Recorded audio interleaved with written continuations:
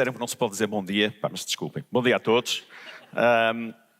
Eu não sei o que é que vem aqui fazer, se é um desabafo, se é psicanálise coletiva, mas pronto, como diz a minha avó, como dizia a minha avó, seja o que Deus quiser. Here we go.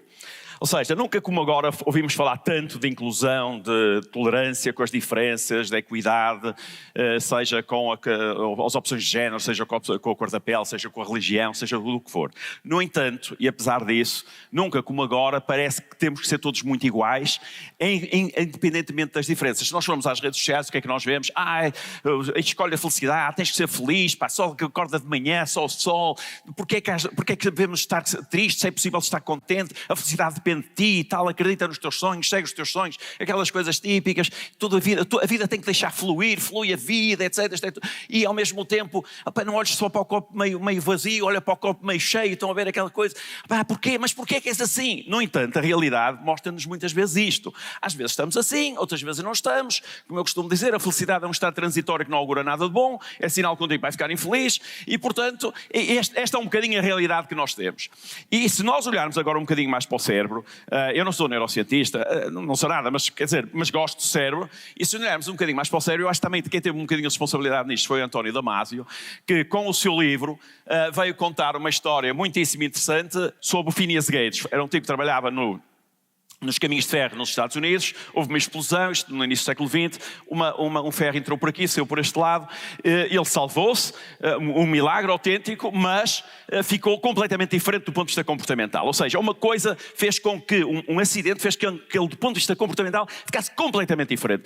Começou a ser mal educado, começou a gerir as suas economias pessoais, foi uma desgraça, tudo foi uma desgraça, foi despedido, a família quase que o expulsou de casa, etc. Tudo aquilo foi...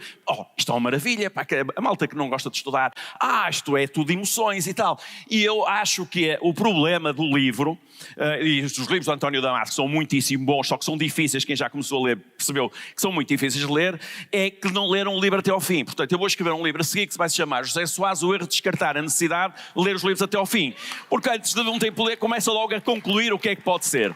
E é muito interessante se nós olharmos agora um bocadinho para o cérebro e vermos, sem ser muito sofisticado, coisas simples, olhar assim para o cérebro, o que é que faz nós sermos tão diferentes e termos que nos respeitar apesar das diferenças. E não estou a falar da cor da pele, todas as diferenças, por exemplo, de personalidade. Se nós olharmos para o cérebro, é muito interessante perceber, por exemplo, que há diferenças, por exemplo, no tamanho da amígdala, uma parte que está relacionada muito com a componente emocional, entre republicanos e democratas. É muito interessante que mesmo, como o meu colega antes falou um pouco sobre isto, mesmo as escolhas, por exemplo, dos alimentos, as nossas escolhas que nós fazemos, estão muito relacionadas com aquilo que o nosso cérebro é. E então, reparem, toda a gente conhece o MAGA, não é? Mas surgiu agora uma nova trend, como agora se diz, que é Make the whole milk great again. Ou seja, voltar outra vez a tomar o leite gordo. Ou seja, se calhar muito inspirado nesta ideia de que, estão a ver? Ou seja, reparem, esta pirâmide que está mais ligada a estas coisas, que apareceu completamente diferente, vejam como isto é interessante, uma coisa que aparentemente seria científica, era uma pirâmide mais democrata e esta é uma pirâmide mais conservadora. Como é que é possível que possa haver uma pirâmide conservadora e uma pirâmide alimentar mais liberal? Mas se nós olharmos agora para outro exemplo, os miúdos dos jardins de infância em Bucareste, na altura do Ceausescu, quando o muro caiu, foi muito... O que as pessoas encontraram foi uma coisa horrível. Foram os miúdos muito... sem qualquer contacto emocional, desesperados, as pessoas muitíssimo maltratados, desnutridos. E o que é que se percebeu? E esses miúdos continuam a ser estudados hoje enquanto adultos. Percebeu-se que esses miúdos têm alterações no cérebro, morfológicas no cérebro, por exemplo, no volume da substância cinzenta, que se mantém durante toda a vida. Eles, por exemplo, têm uma dificuldade muito grande em produzir uma coisa que se chama oxitocina. Já agora aqui um parênteses, eu lembro uma vez numa aula perguntar quem é que sabe o que é oxitocina? E um aluno disse, eu sei, e ele disse, então diz, aumenta as contrações intrauterinas. Eu disse, certo, foste pai há pouco tempo. Ele disse, não, estou a fazer cadeira há 3 anos. Ou seja, Mas a oxitocina está muito relacionada com a confiança, com o contacto, é muito produzida na altura do parto e estes miúdos continuam a manter durante adultos dificuldades, por exemplo, em dar-se. Estão a ver mesmo as pessoas que vocês conhecem, que eu tenho que dar um abraço e as pessoas parece que rejeitam, têm dificuldade. Ou seja, muitas vezes tem uma base. Hoje sabe-se que, por exemplo, só colocar gotas de oxitocina, eu, por exemplo, num jogo de estratégia sou facilmente enganado. Então é muito interessante que quando nós olhamos para, por exemplo, para a pobreza, quando nós olhamos para a pobreza, para um homeless, o que nós percebemos é que há alterações na estrutura do cérebro. Crianças que foram criadas em situações altamente desfavorecidas, com abusos, com stress permanente, com adições, etc., têm alterações no cérebro que se perpetuam durante toda a vida. Portanto, não vale a pena começar, mas pensa positivo, não vale a pena porque essas pessoas têm inscrito, não quer dizer que sejam inimputáveis, mas têm inscrito algumas dessas alterações. Vejam as diferenças nas ondas entre miúdos com low income, mais desfavorecidos, ou pais mais favorecidos. Mesmo o volume da substância cinzenta, que é uma parte decisiva para a tomada de decisão, para a avaliação de custo-benefício, está correlacionada, vejam isto, está correlacionada com o cenário económico em que as pessoas vivem.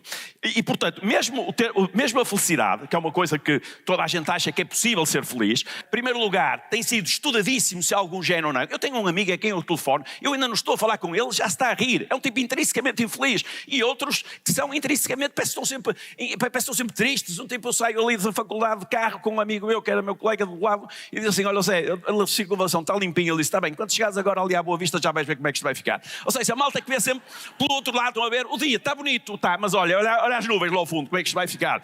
Um bife preparado ali por o nosso chefe, está como era o salmonete, está uma delícia, chega ao fim, podia estar um bocadinho mais quente. Ou seja, há malta que é assim, e quando nós vamos ver, por exemplo, neste artigo, um artigo exploratório publicado na Nature, que há uma correlação entre o volume da substância cinzenta e uma sensação subjetiva de felicidade. Há malta que não é feliz, muitas vezes intrinsecamente não chateiem. Não chateiem, mas ter feliz é a mesma coisa que dizer um deprimido, anima-te. Estás assim deprimido? Eu não sabia, então vou desmarcar a consulta do psiquiatra. Mesmo o volume da matéria cinzenta está muito relacionado, por exemplo, com o well-being, com o bem-estar.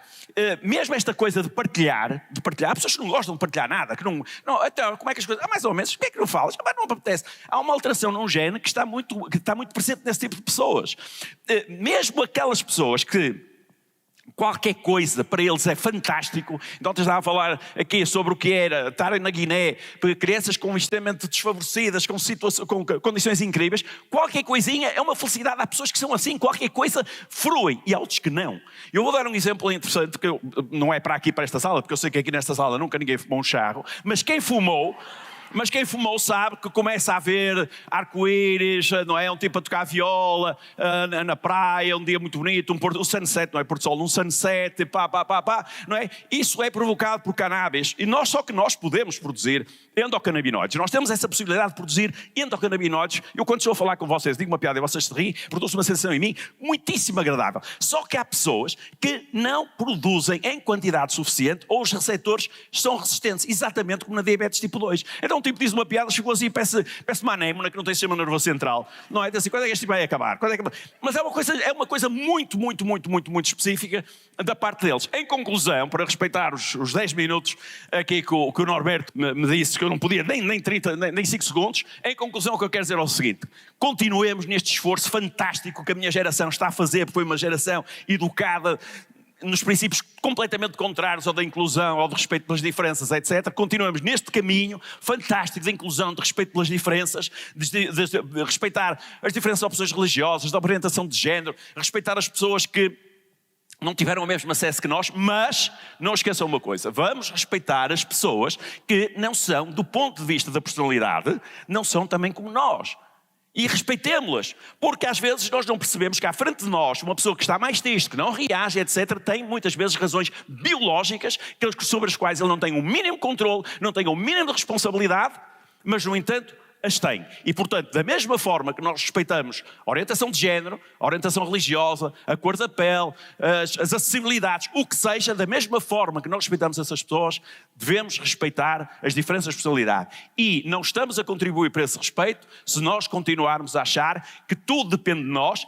Não depende. Que tudo depende de nós só não somos felizes porque não queremos, só não somos positivos porque não queremos, só não somos resilientes porque não queremos. Muitas vezes não somos porque não tivemos a biologia aceitável para nós podermos ser. Portanto, sejamos aceitáveis com os outros, mas sejamos respeitáveis, respeitadores e inclusivos também connosco. Muito obrigado pela vossa atenção. Muito obrigado.